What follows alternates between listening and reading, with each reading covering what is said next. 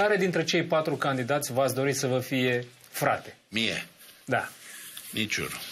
Dintre acești candidați nu mi-aș lua pe nimeni frate pe care să mă bazez, în care să am încredere, că nu mă trădează.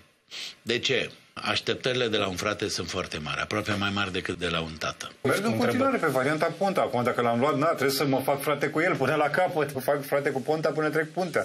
Da. E un frate pe care să mă bazez. De ce nu a fost și el procuror la viața lui? I-aș amenința pe dușmanii mei. Domnule, vin cu fratele meu, vă bagă ăla până vă toți, vă termină, da? Pune și democrația în drepturi în România. Frate, chiar îl văd pe Simeon. Simeon e un frate pe care să-ți dorești. Da? Se bate pentru tine. Eu cred că dacă Simeon ți-e frate, nu te lasă la necaz. Nu neapărat că pe dreptate, pe corecte. Bă, dar nu te lasă. Nu te lasă, luptă pentru tine, se bate. Pe Nicu Șordan nu-l văd să încalce legea pentru... El încalcă legea în fiecare zi, dar nu pentru tine, împotriva ta.